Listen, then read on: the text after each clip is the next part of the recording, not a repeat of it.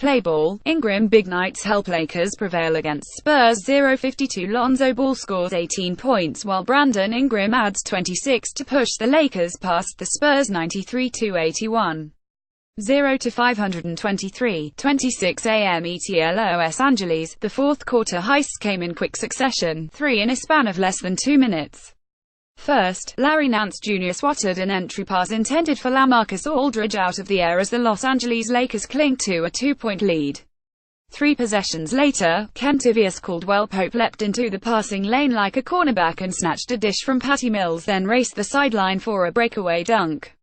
The next trip down, Nance did much the same at nearly the identical spot on the floor, igniting a give-and-go break that he punctuated with a lethal alley-oop throwdown. A 6-point Lakers lead would never narrow in a 93-81 win over a short-handed San Antonio Spurs squad. When 5 guys are in sync moving defensively, it just seems to happen, Nance said. We had high hands on the ball. We had KCP cutting through passing lanes. We were just making catches tough, be it at the elbow or the post. Play. Larry Nance Jr. brings the house down with an enormous alley-oop from Kentavious Caldwell-Pope. Back in the fall, the Lakers christened their sparkling new training facility with grueling days of defensive drills. We went into training camp, day 1, and didn't do a single thing on offense, Coach Luke Walton said prior to tip-off on Thursday.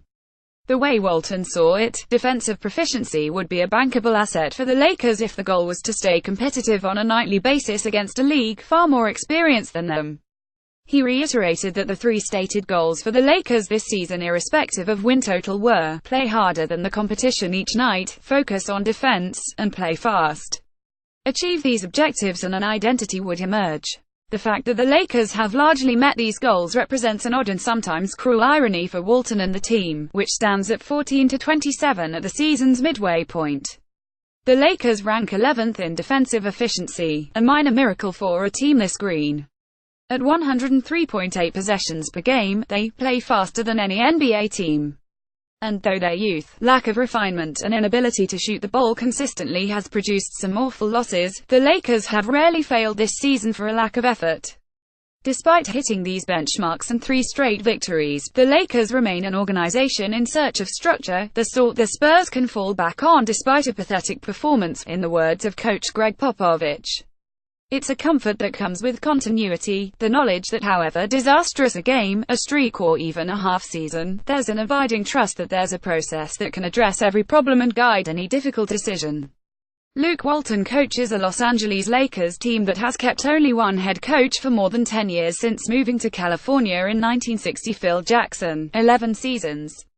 Greg Popovich is in his 22nd season as San Antonio's head coach. Andrew D. Bernstein, NBA, Getty. For the better part of 2 decades, the San Antonio Spurs and Los Angeles Lakers gripped a stranglehold of the NBA's Western Conference. From 1998 to 2014, the 2 teams won 13 of 16 conference titles, and combined for 10 NBA championships. The Lakers and Spurs shared few commonalities stylistically or culturally, yet collectively they defined an era. Today, neither are conference favorites, but the Spurs, even in the post-Duncan era, maintain an organization guided by a generation of best practices, be it scouting, player development, sports science and organizational chemistry.